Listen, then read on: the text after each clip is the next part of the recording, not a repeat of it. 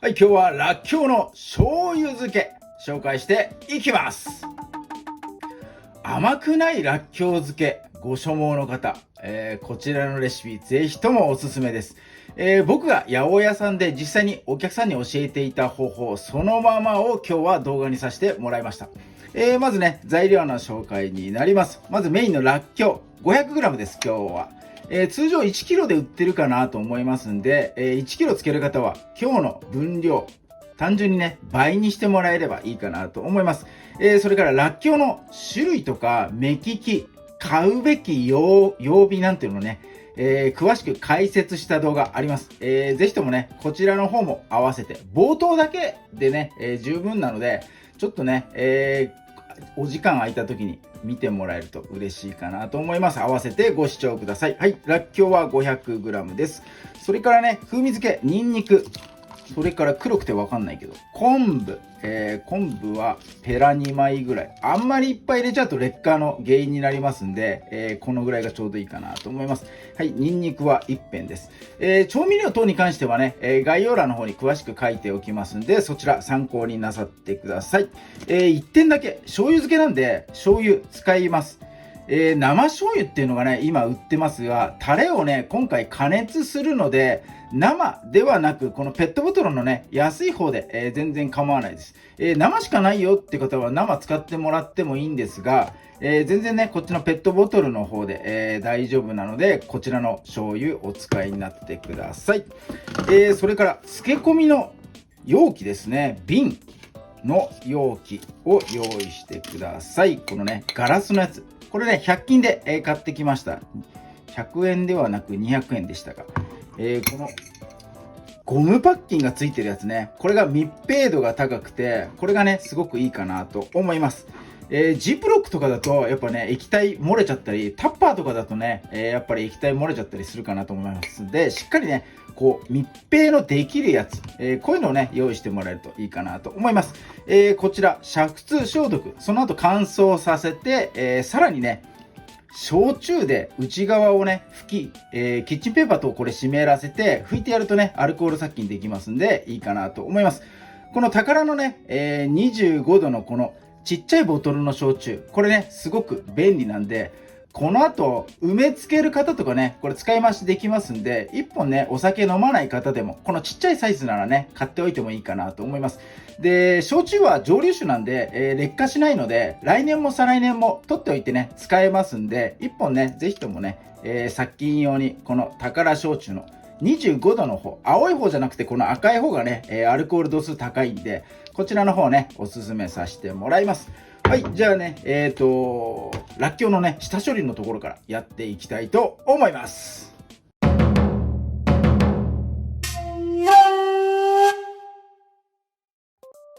はい、ではらっきょうの下ごしらえです。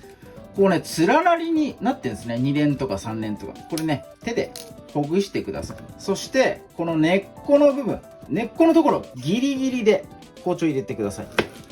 はい、こんな感じです。これ根っこよりもギリギリじゃなくて、もっとね実の方でこう試しにこう入れてしまうとですね、この中の芯の部分、ここがね抜けやすくなります。なので、ギリギリにするとこれねカーブでこう締まってますから抜けにくいんですね。なのでね切り方、この根っこギリギリで、切るっていうのがね、ポイントになります。そして、このね伸びすぎちゃってるところ、ここもね切っていきましょう。そしてこの白いところもね若干こう干からびて、乾燥してるかなと思います。この辺もね新しくするためにちょっとね薄く切っていきましょう。はい、こんな感じで、らっきょうの方はね、上下を切って下ごしらえしていきます。補足ですが、らっきょうの目利き、種類とかね、時期とか買ってほしい時期とかに関してはね、らっきょうの乳酸発酵漬け、こちらの方でね詳しく説明しております。こちらね冒頭だけ、でね、結構ですんで、そのね目利きとか選び方、種類ね気になった方はそちらの動画の方もぜひともチェックしてみてください。はい、切ってる最中にねこの薄皮気になると思います。これ、これ取りたくなっちゃうんですが、これいちいち取ってると終わらなくなっちゃうんで、この薄皮水洗いしながらね綺麗に取れます。なのでこの薄皮はね気にせず頭と根っこのところ、ここをね、切ることだけに、とりあえずはね、集中してください。このね、気になるよね。これなんか日焼けの皮むくみたいにペロッとむけて気持ちいいんですけど、これをね、やってるともう時間なくなっちゃうんで、洗って、ね、取っていきましょう。はい、自分のお家にある一番大きいボール用意してください。ここに一気に入れると時間かかってしょうがないですね、逆に。なので小分けですね。まあ1キロずつ売ってるから、ここね1キロあるかなと思います。4回か5回ぐらいにね、分けて、洗ってもらいたいと思います。4分の1ぐらいこう入れますね。そして、洗い方。これね、手をこう合わせた中にね、らっきょう入れ込んで、これね、拝み洗いって言います。なんかこう、拝んでるような感じでね、こう、こすり合わせて、らっきょうとね、らっきょう、こう、洗ってみてください。そうすると、これね、自然と薄皮が剥がれてくれます。こうゴシゴシとね、やってみてください。薄皮がね、こう、浮いてくるのがわかるかなと思います。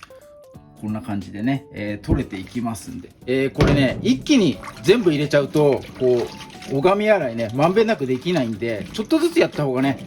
結果、短時間で早くできるかなと思いますんで。はい、こんな感じでこすり合わせて、らっきょうの方、水洗い、してみてください。はい、水洗いし終わったらっきょう。ここにね、大さじ1杯の塩。これをね、まぶしてやります。軽くね、かき混ぜて、全体に塩をなじませてやりましょう。よし、OK。そしたらね、この状態で1時間、ほったらかしで、置いておいてください。1時間の間に水がね、こう、バーッと浸透圧でね、出てきます。醤油漬けする場合は、このね、一手間。これね、下漬けのちょっとね、代わりみたいな感じと思ってもらえればいいかなと思います。この処理をするとね、皮目、食感が上がったりね、辛みが少し抜けたりとね、いいことずくめなので、一手間ね、加えてやってください。1時間置いておきます。はい、1時間塩してる間にね、醤油の漬けだれ、調合し作っていきます。ちっちゃい鍋にね、まだ火ついてない状態、醤油が 200ml 入ってます。ここにみりん 100ml。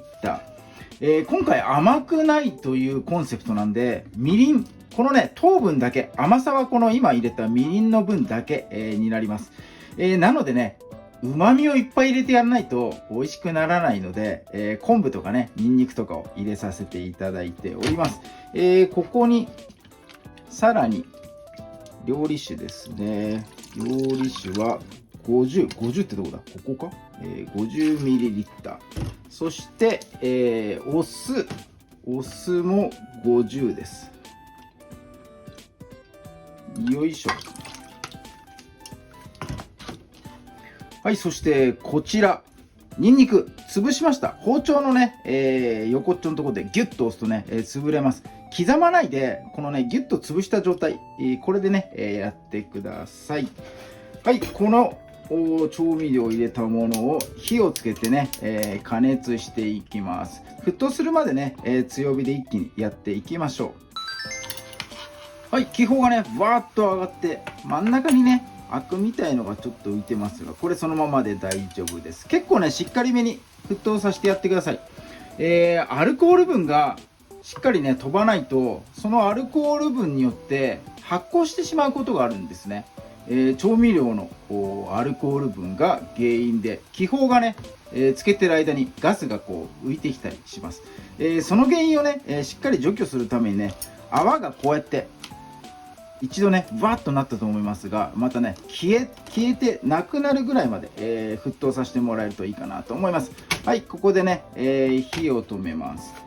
結構ね、裏面あんま見ないかなと思うんですけど、醤油なんかにもね、こうアルコールってこう入ってるんですね。なのでね、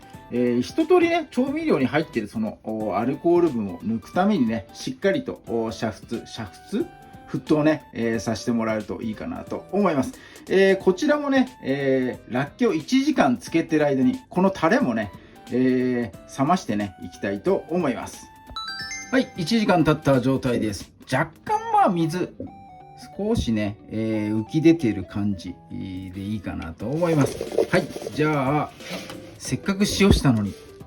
水で洗います。はい、よいしょ。じゃじゃっとね、何回かに分けてこう洗ってもらえるといいかなと思います。はい、水洗いし終わったらね、瓶の方に入れていきます。瓶の方にもうね、昆布、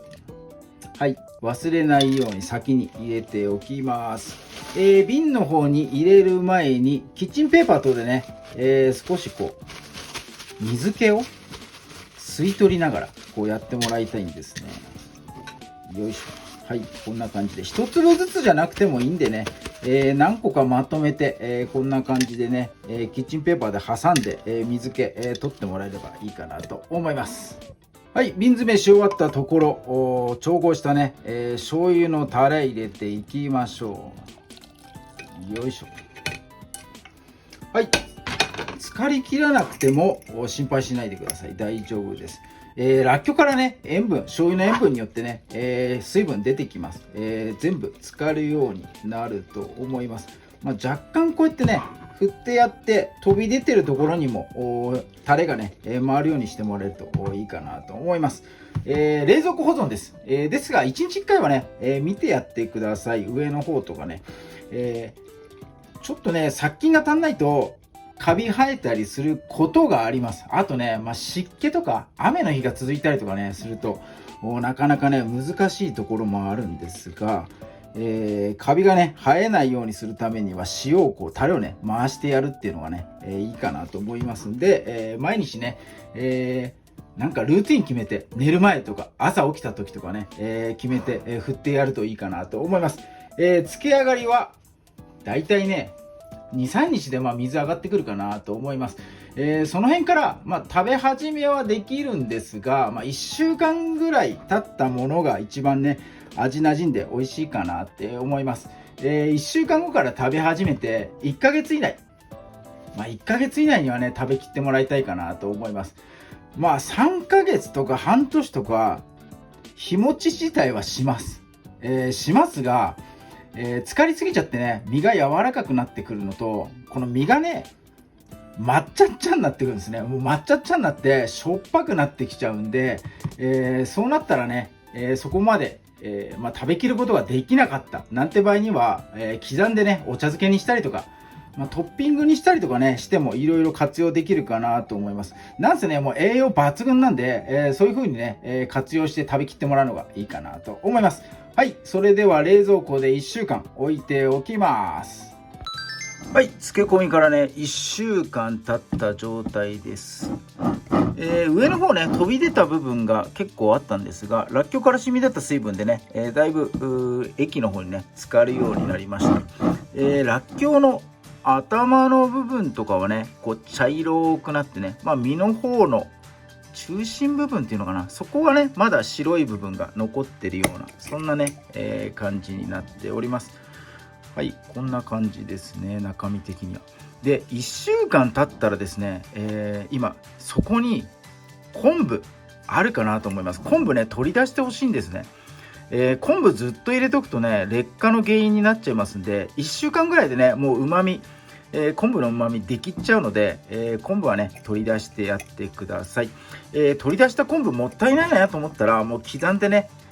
軽く加熱するのがいいかな。でね、ちょっとしたなんか佃煮とかふりかけみたいに、ね、なると思いますんで、活用してみてください。らっきょうとねにんにくのそのね味もね、昆布の方入ってるかなと思いますんで、昆布自体もねめちゃくちゃうまいと思います。はい、もうね早速取り出してあります。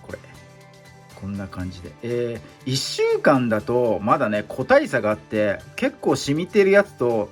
あんまり染みてないなってやつと、2種類あります。なのでねちょっと選んでもらって染みてるやつからね食べてもらうのがいいかなと思います。はい、であとねこの醤油自体、醤油もめっちゃうまい。これもめっちゃうまいんで活用してほしいです。らっきょうは水溶性の栄養素結構あって、ビタミン C とかカリウムだったかな。で何が一番多いかっていうと水溶性の食物繊維、これがねめっちゃ入ってるんですよ。なのでね、醤油自体にもいろんな栄養溶けてるかなと思いますんで、これもね、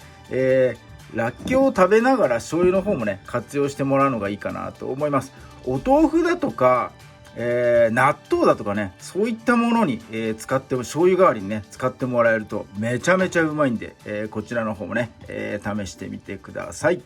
はい、じゃあね、つき上がったもの食べてみましょう。こんな感じで頭の方茶色いですね。下の方も茶色くなってて、まだ半漬かりぐらいな感じかなと思います。1週間だとね、2週間3週間と進めていくとめちゃめちゃうまくなっていきますね。その味の変化もね楽しみながら、こういった漬物はねそういった味の変化もね楽しんでもらえるのがいいかなと思います。はい、じゃあいただきます。うまい。全然使ってます。うまい。ちっちゃいやつの方が使ってるかと思いきや、このねでかいやつも結構使ってたりするんで、その辺はね、らっきょう個体差すごいあるんで、色でね見極めてみてください。うまっ。